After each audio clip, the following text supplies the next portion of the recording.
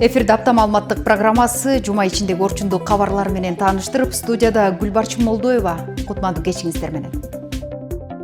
Чолпон ата айланма жолдун курулушу кызуу жүрүүдө. 16 чакырымды түзгөн 4 тилкелүү жолду ушул жылдын сентябрына чейин бүткөрүү мерчемделүүдө. Каракол шаарындагы Ак Тилек базары кейиштүү абалда. Жолдор аң чөнөккө толуп, баткактан басуу кыйын болууда.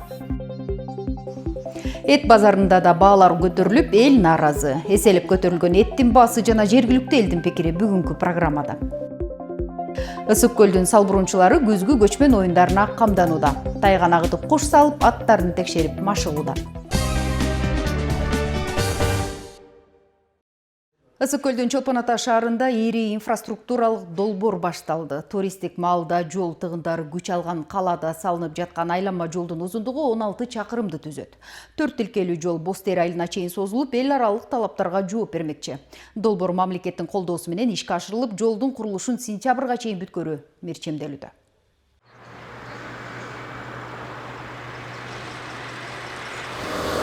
Чолпон ата шаарынын Борбордук көчөсүнүн 4 чакырымы өтүп кеткен жылы толук кандуу оңдоп сөдөн өтүп, жолдор кеңейтилип, жол жегинде заманбап инфра түзүмдөр орнотулуп, айтор соңку жылдары аталган кала жаңылануу жолуна төштү. Ошентсе дагы айрыкча туристтик маалда мында кылгандардын саны көп болуп, жол тыгындары жаралууда. Учурда бул маселени чечүү максатында каланын кире беришинде айланма жолдун курулушу башталды. Тагыраагы дал ушул мен турган Бишкек тараптан келе турган жолдун сол жегинде жайгашкан тоо этегине жакын жерде бурулушта айланма жолдун курулушуна барууга болот.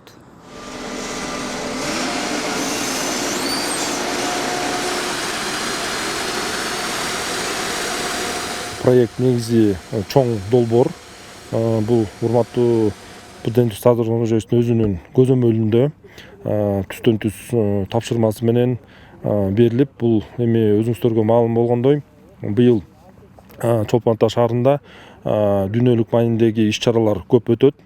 Ошондуктан бул айланма жолу өтө маанилүү да. Бул эми туристтик центрдин шаар болгондон себептен биякта тыгындар көп болчу, киши аябай көп келчи. Ошондуктан дагы бул жанагындай жол тыгындарына аябай чоң разгрузка берет. Жаңы айланма жол 4 тилкелүү болуп, жалпы узундугу 16 чакырымды түзөт. Даяр болгон жолдун туурасы 23-тен 27 метрге чейин жетет экен. Долбоорго ылайык мал чарбачылыгы үчүн өтмөктөр да каралыптыр. Курулуш иштери мамлекеттик бюджеттин эсебинен параллелдүү долбоорлоо ыкмасы менен жүргүзүлүүдө. Айланма жолду ишке берүү ушул жылы өтө турган көчмөндөр оюндары жана Шанхай кызматташтык уюмунун башталышына мерчемделүүдө. Тактап айтканда, жол 2026 жылдын 31 августунда бүткөрүлөт деп күтүлүүдө.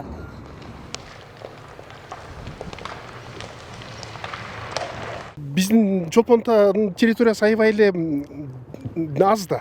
Көп эле тоо болуп кетет да, тоонун этегинен айдоо жерлер жок бизде. Анан ушул проектте дагы ким чийип атат, жолчуларбы кандай. Президент менен, конечно, бекитилген да. Ушуларга ыраазы болгонум, мындай тоонун этектеп туруп анан бир түзүрөөк жер бар да, мындай адыр сыяктуу түзүрөөк жер бар. Ошону айланып туруп анан өтүшүптүр да, тоонун этеги менен. Бул эмнени билдирет? Келечекте деген эмне деген дагы адам саны өсүп аткандан кийин ошолорда үй салып калсын, ошол дагы бир шаар чоңойсун деп, ошол Кашардан өдө жагында мен өтүп баарын кыдырдым. Мындай белгилеп коюштур да. Анан дагы өсөт экен анда шаарчы. Анан аябай ыраазы болдум. Кудай буйруса ушул көчмөндөргө чейин бүтүп калат дейт. Жолдун курулушу башталганына 10 күн болду. Учурда 5 чакырым аралыкта жер казуу иштери жүрүүдө.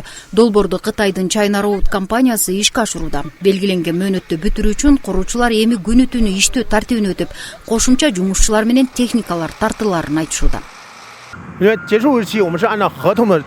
Учурда 35-тен ашык техника иштеп жатат. 15 экскаватор, 4 грейдер, 4 каток, 4 погрузчик жана 20дан ашык хоо бар. Ошондой эле 50дөй жумушчу эмгектенүүдө. Жолду мөөнөтүндө бүтүрүп пайдаланууга берүү үчүн баардык аракеттер көрүлүүдө. Кошумча күч тартылып, жакынкы күндөрү 150дөн ашык техника жана 100 жумушчу иштейт. Бир асфальт заводу жана бир дробилка иш алып барат.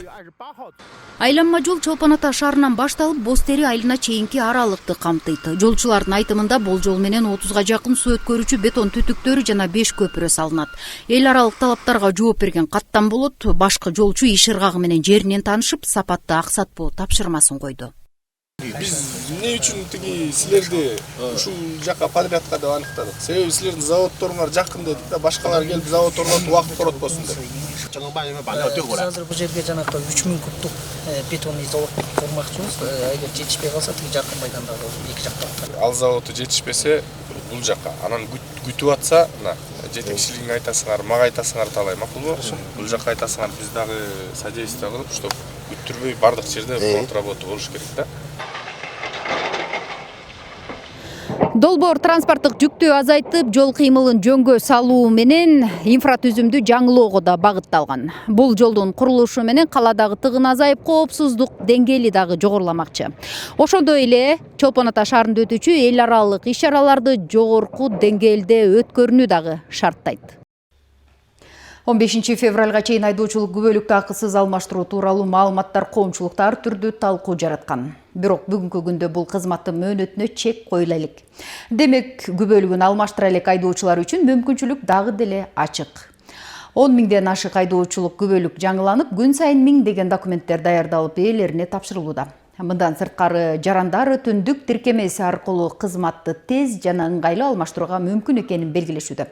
Бул багытта адистер да кеңири түшүндүрмө беришти. Теманы кабарчыбыз Нуржан Дөөткулова улантат. Айдоочулук күбөлүктү алмаштыруу маселеси соңку күндөрү эң актуалдуу темалардын бири болуп калды.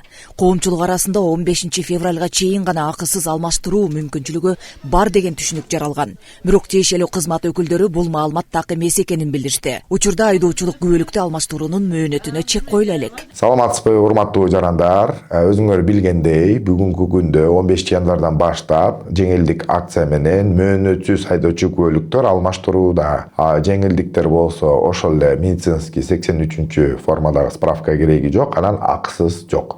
Бул мөөнөттүн чеги коюла элек. Ошон үчүн бүгүнкү күндө силерге сунуштап кетет элем.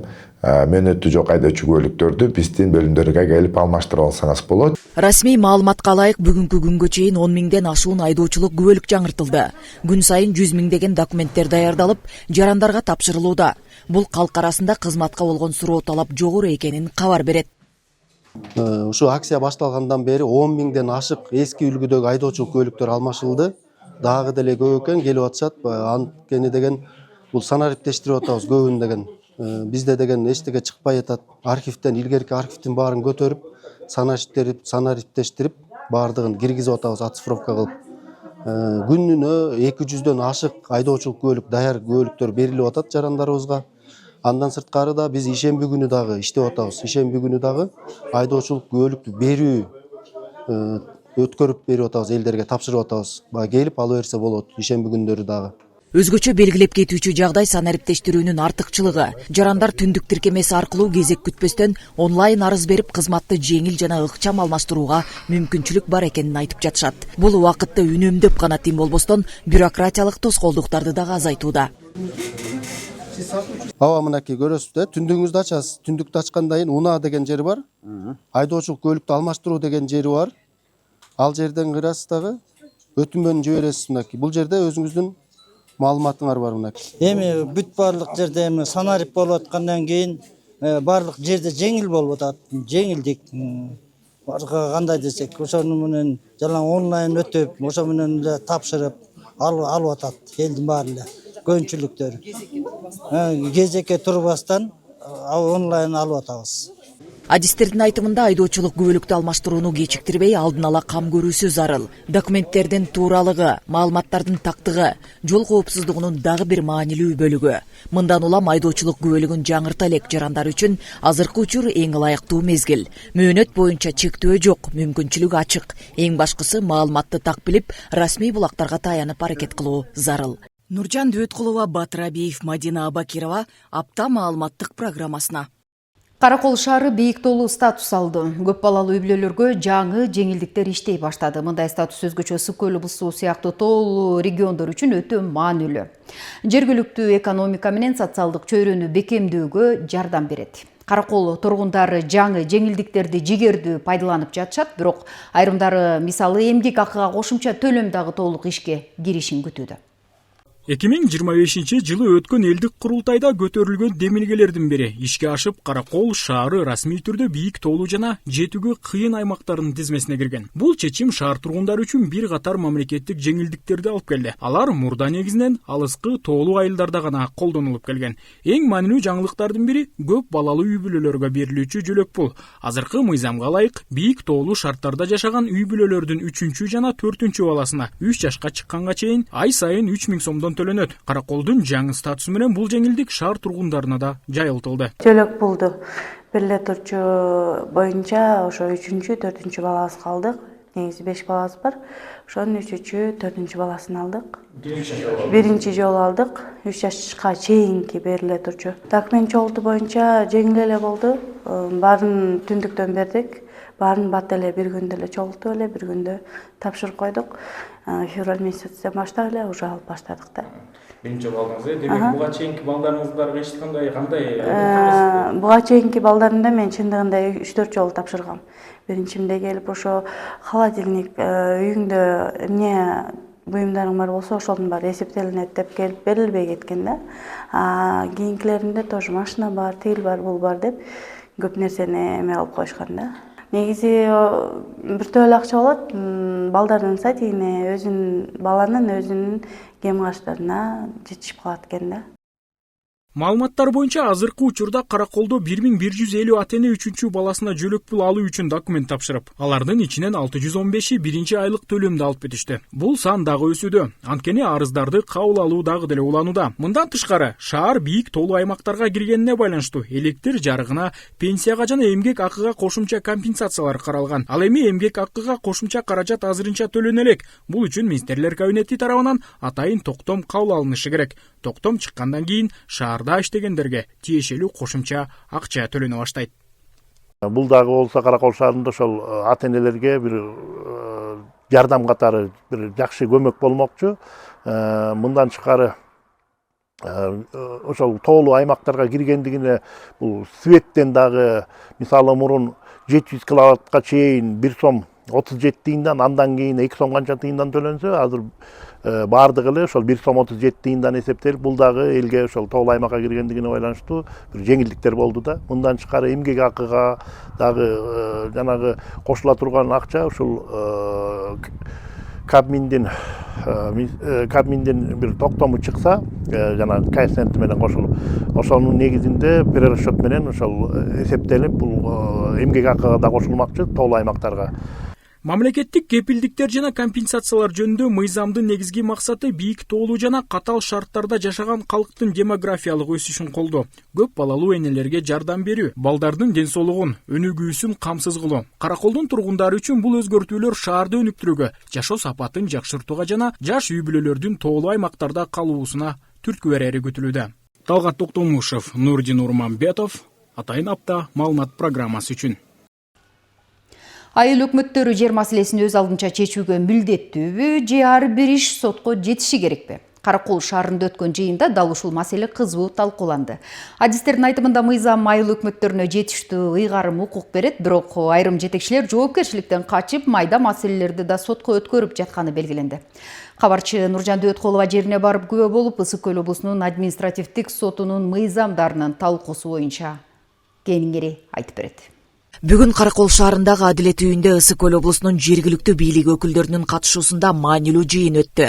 Жыйында негизги көңүл Кыргыз Республикасынын жер кодексинин 2025 жылдагы 24 беренесине, 1999 жылдагы 13 беренесине жана жергиликтүү мамлекеттик администрация жана жергиликтүү өз алдынча башкаруу органдары жөнүндө мыйзамдын 51 беренесине бурулду. Аталган беренелерге ылайык айыл өкмөттөрү жер маселелери боюнча мыйзам чегинде өз алдынча чечим кабыл алууга толук укуктуу.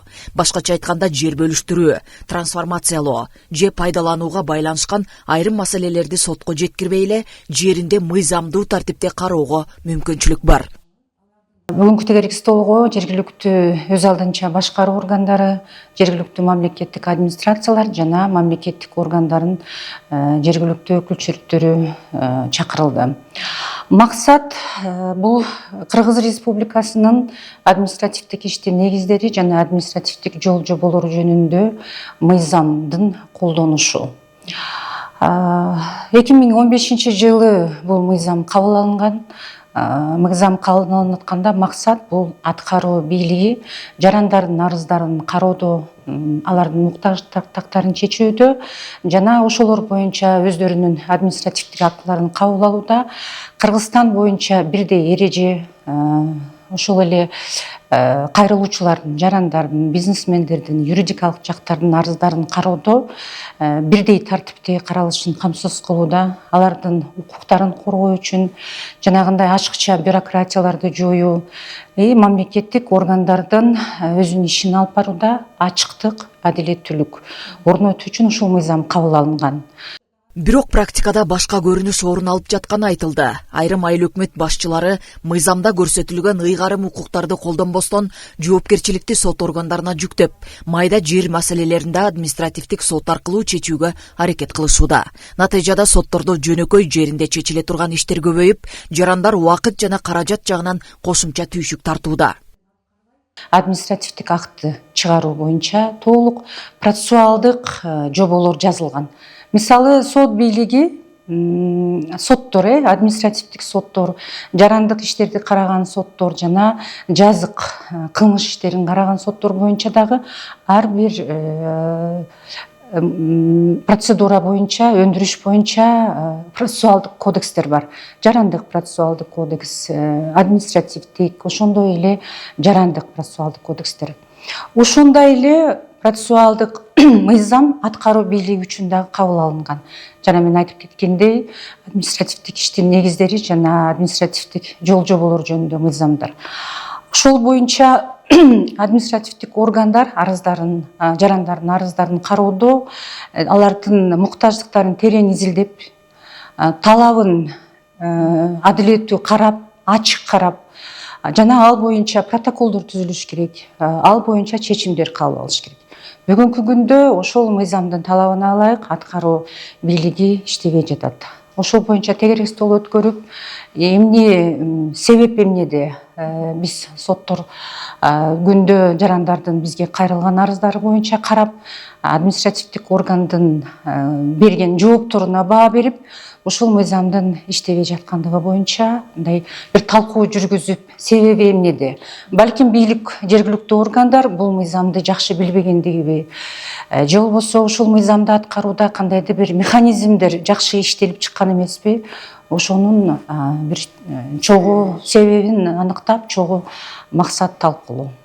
Жыйындын максаты жергиликтүү бийлик өкүлдөрүнө мыйзам толук мүмкүнчүлүк берип жатканын түшүндүрүү, жоопкерчиликти тактоо жана жер маселелерин жеринде мыйзамдуу негизде чечүү механизмдерин күчөтүү болду. Адистер белгилегендей, мыйзамды туура колдонуу жарандардын укугун коргоо менен катар административдик жүктү азайтууга да шарт түзөт. Бул багытта түшүндүрүү иштери мындан ары да улантылары айтылды. Нуржан Дөткулова, Батыр Абиев, Мадина Абакирова, апта маалыматтык программасына. Караколдогу Касмалы Жантөшев атындагы Ысык Көл облустук музыкалык драма театрынын эски имараты кооптуу деп табылып, анын ордуна жаңысын куруу үчүн курулуш иштери башталды. Театр жамааты убактылуу башка жайга көчүрүлүүдө. 43 жыл кызмат кылган сахна менен кош айтышкан өнөрпоздор жаңы заманбап театр 2 жылдын ичинде курулат деген үмүттө турушат. Театрдын буздурулуп жаткан бул эски сахнасында 1943 жылдын ноябрында алгачкы спектакль коюлган экен. Ошондон бери 43 жыл кызмат өтөдү. Эми тарых барагы жабылып, ордуна жаңы имараттын курулушу башталды. Москвадан Луначарский атындагы окуу жайда окуган артисттер келишип 27 бала келген. Ошолор ошолор менен ачылды. Анан четтен, Оштон, Нарындан, бияктан келип, анан ошол группа толукталганда, анда биз жапжашпыз. Анан ошондо келип иштегенбиз. Анан бирок ичиң ачышкан менен бияга аябай кооптуу болуп атат, коркунучтуу болуп атат. Экинчи этаждар жараңка кетти, бул жактары жараңка кетти. Урап кетсе, андан көп киши кырсыкка учурайт да. Ошон үчүн бул театрды уже жапканына 1 жыл болуп калды. Сахнада буякта ошо мероприятие өтчү эмес. Жалаң выездга чыгып калдык. Театр жаматы 10 күндөн бери жүктөрүн ташып көчүп жатат. Өнөрпоздор убактылуу Караколдогу музыкалык окуу жайынын 1-кабатына жайгашууда. Ташып антимит атабыз, но все равно кылып аткан сайын атаны катуун баы ичиң атышат да. Ошол имарат жаңы салынып, жаңы бүтүп калса, кайра дагы ушу жаңыча иштеп, жаңы ага чейин эми турбайбыз, иштейбиз. Баары бир иш боло берет, но эми ошо жаңы күч менен баштап жаңы эмгекти неме кылабыз да. Курулуш болсо мөөнөтүнөн эрте башталды. 1-майга чейин жер казуу иштерин жүргүзүп, капсула салууга даярдык көрүү пландалууда. Театр өкүлдөрү курулуш канчалык эрте башталса, ошончолук тез бүтөт деген үмүттө. Баягы Гедейди көчкөндө көрдөп, өтө көп окаттарыбыз бар экен. Ал окаттарыбызды батырыштагы азыр проблема болуп атат. Бирок Ыбырай Туманов атындагы музыкалык окуу жайга көчөбүз. Бир нече бизге кабинеттерди берди, жана подвалындагы помещенияларын берди. Ана дагы деле батпай калгандыктан министрге кайрылдым. Ушул 1 миллион тегерегинде акча бөлүп берип атат. Жанагы контейнер маселеси, жеңил мындай курулуш, ушундай нерселерди. Кудай буйрса азыр биз 1-очередь ошол жака көчүп атабыз. Анан алардын бардыгын ордуна коюп алып, анан акырын иреттеп өзүбүзгө ылайыктуу кылып келтирип алабыз. Ыбырай Тумановго 2 жыл ошол жакта жашап иштейбиз. Жаңы салына турган объектинин жалпы наркы 1 миллиард 250 миң сомду түзөт. Имаратта 2 зал каралган. Бири 1000 орунду чоң сахна, экинчиси 350 орунду кичи зал. Мындан тышкары жатакана, хостелдер да кошо курулуп, заманбап шарттар менен камсыздалары айтылууда. Бүт театрдын баарында биз көтөрүп түшүргөндүн баары электрический. Только биздин театр ручной, бүт ручной. Анан буюрса эмки заманбап театрда бүт электрический болот деп атат. Курулуштун биринчи этабы бул 12 метр ылдый түшөт экен. Мыйзамда каралган ар бир жаңы салынган зданияларда эң биринчи очередь парковка маселеси. Унаа токтотуучу жайлар сөзсүз түрдө ошондон баштап уже иреттелип салынат да. Акыркы үлгүдөгү бир заманбап театр салып беребиз деп бизди сүйүндүрүп турган учуру. Касмалы Жантөшев атындагы Ысык-Көл облустук музыкалык драма театры Караколдун борборунда жайгашып, 1 гектар аянт тейлейт. Театрда учурда 140 кызматкер эмгектенет. Ушул эле тилкеде Түгөлбай Сыдыкбеков атындагы Ысык-Көл облустук китепканасы да орун алган. Китепканада учурда убактылуу номер 11 балабакчанын имаратына көчүрүлүп жатат. Жергиликтүү тургундардын баамдоосунда кийинки кездери Ысык-Көл тездик менен тартылып бара жатканы байкап келишет. Көгүлтүр көлдүн жыл санап тартылышынын себеби эмнеде жана кандай факторлор таасир болууда? Кесиптешим Жанара Сагындыкованын бул туурасында сюжети. Былтыр бул жерде шарпылдап суу эме кылып турчу. Анан буттар кум болуп калат деп бул жерге чыгарып, буттарын күйүп, байпактарын кийгизип, ана момундан ары алып чыгып кетчүм да. Талайбек Бекебаев Жеңиш айылында бир катар жылдан бери жашап келет. Айыл тургуну ар күн сайын көлдү жээктей басууну адатка айландырган. Жээктей басып көлдөн дем күч алам деген ардагер Ысык-Көлдүн жыл санап тартылышын байкап келет. Анын айтымында көлдүн суусу өткөн жылдарга караганда кеминде 3 метрге тартылган. Мына былтыркка караганда 3-4 метр кыска. Көлгө түшкөндөн кийин моякты өздөй чуркап, тетиге чейин чуркап барып келип жарыш бергиле дегенде, бир жерден чуркайлчу эмес. Мындан чуркап, мындан чыгарып койчу, мындан чыгарып койгондо тиге чейин барып, анан бияка келгенде тиги жерден айланып мындай келчү.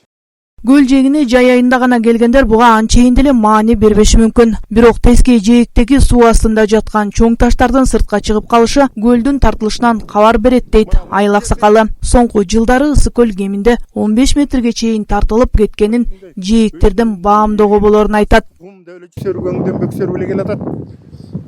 Анан жылдагыдай кар жаабайт. Суу маселеси кыйын болуп калды.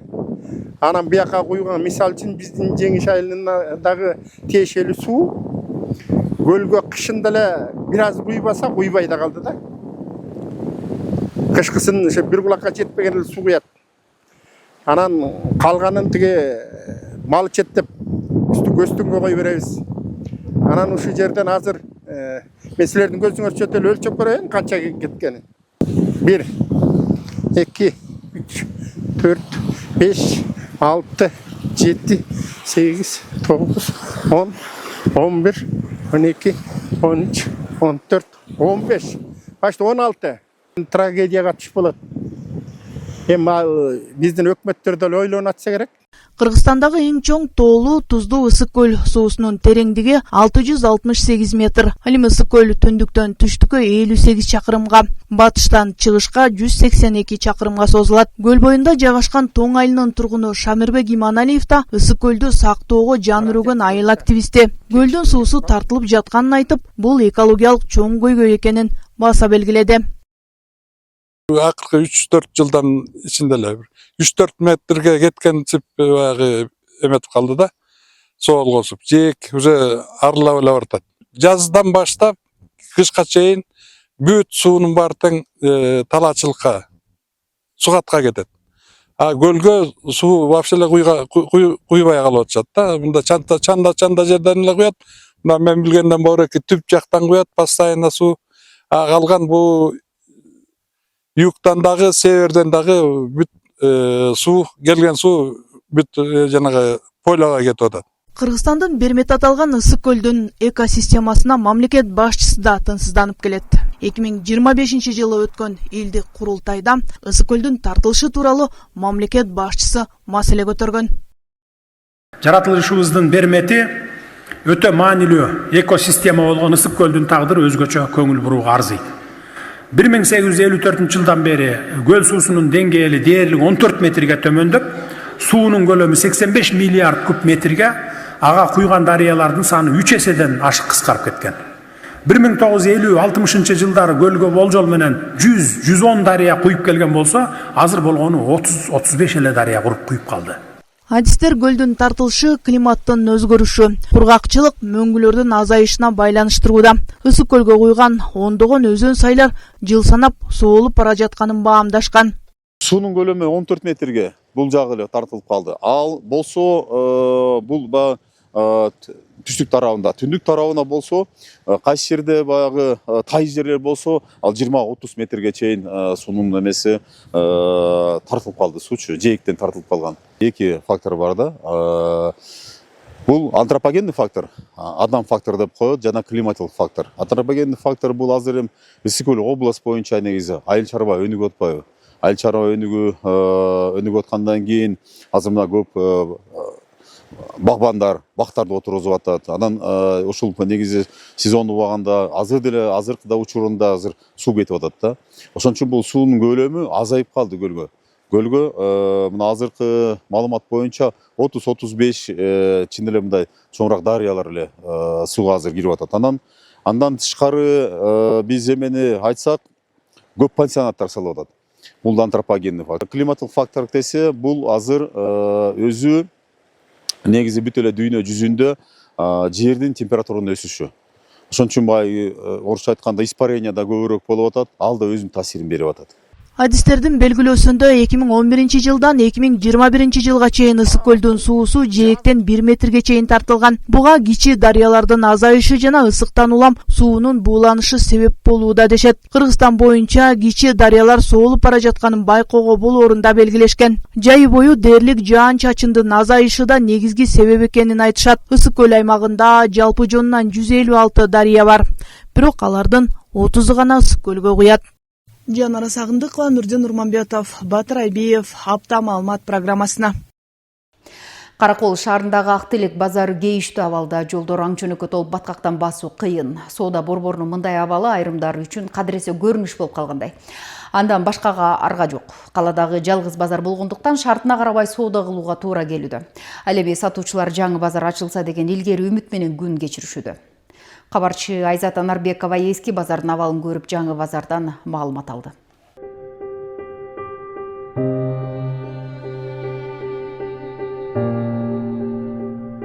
Актилек базары учурда ушундай абалда. Аң-чөнөккө толгон баткактан басып, үстүңөн куюлган суудан ичиркенесиң. Анысы аз келгенсип тазалык жагы дагы көңүл жылытпайт. Аларды карабайсызбы? Өзүңөр деле көрүп атпайсыздар, мусул. Кичине цементтеп койсо жакшы болот эле. Цементтеп түзлөп. Тагылам чыгыласың да. Кээ бир жерден. Так болот эми, эмне кыласың? Айла жок. Базардагы соода кылуучу катарлар тар болгондуктан эки адам жөйлөшүп өтөт. Мындан улам кокус кырсык катталса өртө жүрүүчү автоунаа кире албастыгы анык. Сатуучулар болсо тобокел кылып жан сактоонун аракетинде. 7-8 жыл болуп калды соода кылганыбызга. Базар сук эле, жаңы базар ачылса деле жакшы болмок бизге. Ошо үшүп турабыз ушинтип. Чылада чыла кечип, сукта сукка туруп, кар жаса үшүп коюп, тиричилик да керек, акча керек, турмай үйдө отурсаң кайдан. Кыштата бизге жакшы эле условия түзүп берди, алы келишинче. Карларды тачка менен чыгарып кетип атты. Анан эми базар, жаңы базар салып, жаңы базарга көчүрсө, эл журттун баары эле макулбуз да. Базар шаар борборуна жайгашкандыктан жолдордо тыгын жаралат. Ага катар эле жөө өтмөктөргө чейин тизилген соода иштери токтобой келет. Ал жакта өзүнүн сатуучуларыбыз көбүнө байланыштуу, саны көп болгонуна байланыштуу. Ошол өзүлөрдүн базардык чегинен чыгып, жанагындай башаламандысы сатып алууларды жүргүзүп атат да. Ошондуктан биздин борбордо турган базарларыбызды ушул шаардын четине ыңгайлаштыруу, жерге которуу боюнча тапшырмалар берилип, бүгүнкү күндө президент иш башкармалыгы бүгүнкү күндө жаңы базарыбызды куруп иштерди жүргүзүп атат. Былтыр шаар четинен 8800 чарчы метр аянтты ээлеген жаңы муниципалдык базардын курулушу башталган. Соода борбордун негизги корпусу 3, кошумча корпустары 5 кабаттуу болору белгиленген. Учурда курулуш токтоп турат. Жаңы жылдан кийин токтоттук жумушту. Жаңы жылга чейин кыш болду, анан финансирование токтоп калды. Бюджет бүткөн ошо жаңы жылдык. Ошону биз токтоттук биякты. Ага чейин биз борки биринчи блоктун нолго чейин чыгардык колонналарды и подпорный стеналарды. Нолду баарын куйдук, плитаны куйдук 1 метр. Анан второй блоктун земля работасын бүтүрүп койдук. Үчүнчү блоктун жарым бүтүрдүк земля работаны. Ошо менен токтодук биз. А сейчас управделами кому передают бул объекти билбейбиз биз. Базардын негизги корпусун сентябрь айына чейин бүткөрүү мерчемделген. Ал эми курулуш компаниясынын мурдагы прорабы жалпы комплексти толук бүткөрүүгө дагы 2-3 жыл убакыт керектелерин айтат. Мындан улам караколдуктар жаңы базарга качан көчөрү азырынча белгисиз.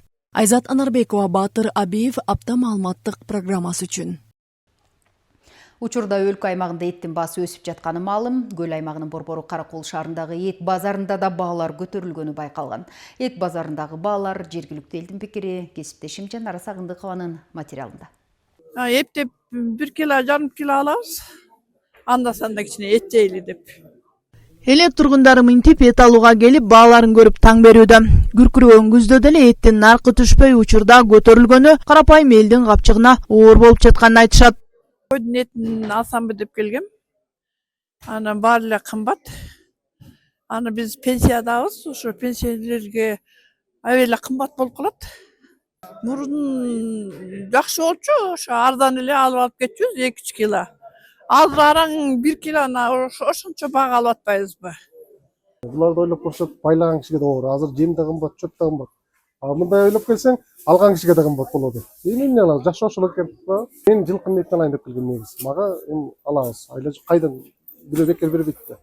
Кой эти 680, ал эми уй эти 650 сомдон 690 сомго чейин болсо, жылкы этинин 1 килограммы 630 сомдон сатылып жатыптыр. Өлкөдө эттин наркы кескин кымбаттап, жыл ичинде эле этке болгон баа 14%га өскөнү маалым. Соодагерлер базарда мал кымбат болгондугу эттин наркы өстү дешет. Алардын баамдоосунда баа мындан да жогорулашы күтүлүүдө. Бишкекке деп туруп жылкылар ташып атышат. Анан биз эмгектенишибиз керек да, биз деле семьябызды багышыбыз керек. Анан этти 650 сомдон өдө көтөрбөгүлө деп атат. Ошо биздин оюбуз эми. Кандай кылып токтотуш керек аны? Токтой элбайт го. Антип аны. Баасы учурда канча болуп атат? Азыр учурда 620-630 болуп атат. Азыр мынтип отурса 750ге чейин чыгат. Эттин баасы эселеп өсүп жатканда мал багуу деле оңойго турбайт дешет фермерлер. Алар малды бордоп, сатып өткөрүүдө кеткен чыгым өзүн актабай калган учурларды белгилешти. Мал базары аябай кымбат. Эмне себептен кымбат деп касапчы балдардан сурасак, эми башка жеке алып кетип атышат дейди. Биз ала албайбыз. Биз сойгон баа менен бал базардын баасы келишпейт дейт. Ошон үчүн биз мына аз эле 3-4 эле килейген павильондо койдун этин мына 1, 2, 3, 4 эле сатып отурабыз. болбосо 10дон ашык 10-15 касапчы бар. Ал эми жергиликтүү эл эттин баасы кымбаттаганы ар дайым ала берүүгө деле ар кимдин чамасы келбей турганына нааразы. Жанара Сагындыкова, Нурдин Нурманбетов, Батыр Айбиев, Апта маалымат программасына. Быйылкы жылы Кыргызстанда өтө турган дүйнөлүк көчмөндөр оюнуна даярдык кызуу жүрүүдө. Ысык көлдүк салбурунчулар тайган агытып, куш салып, аттарын текшерип машыгууда. Алгач аймактык тандоодон мыктылар кийинки баскычка жолдомо алышат.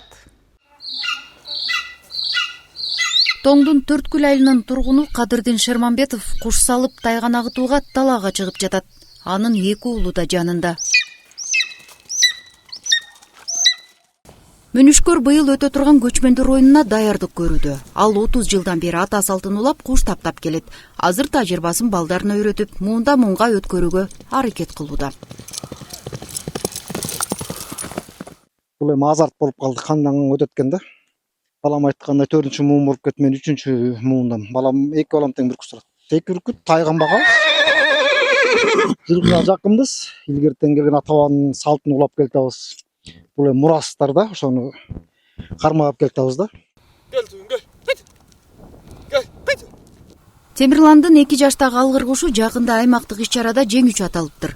Учурда бүркүт күн алыс талаага чыгарылып, тапталып жаткан кези. Ээсинин айтымында куштун канаты көйлөнүп, салмагы көзөмөлдөнүп, убагында жем берилип, кылдат даярдык көрүлүүдө. Алгырдан үмүт чоң. Бул бүркүттүн аты болсо Туйгун. 2 жаштагы эркек бүркүт. Бул бүркүт менен буюрса көптөгөн салбурундарга чыгалы деп ошо ой максаттарыбыз бар. Буюрса муну таптап келатабыз. Өзү табында жакшы келип, жакшы учуп берип жатат. Көчмөндөр оюндарын алып чыгып, буюрса ошол жерден орун алалы деген ойдо турабыз. Дүйнөлүк көчмөндөр оюнуна катышуу үчүн алгач тандоо турларынан өтүү зарыл. Алдыда Нооруз майрамында Чолпон Ата шаарында салбурунчулар арасында атайын мелдеш өтөт экен. Анда мыктылар иргелип, кийинки баскычка жолдомо алышат. Отбор өтүш керек аяктан. Анан кийин көчмөндөргө жолдомо алыш керек да. Бияктан өтүш оңчо эмес. Барсаң эле өтө койбосуң, аякта деген правиласы катуу азыр. Анын үчүн бүркүтүңдү жакшы тапта да, анан өтөсүң. Аякта деген көчмөндөргө болгон дүйнө жүзү болуп атканда келгенде мен утамбы, башка утабы билбейм, бирок кыргыздардын намысын алып баш керек болуп атат да. Бизде милдет үчүн. Жеке эле мен эмес, биздин бүркүттөр да ошондой ойлонуп турат. Башка куттурбаш керек да. Тайган таптоо да оңой иш эмес. Аны бир калыпта арыктап да, семирип да кетпей тургандай багуу талап кылынат. Эгерде салмагы өзгөрүп кетсе, чабыштагы ылдамдыгы менен күчү да начарлайт.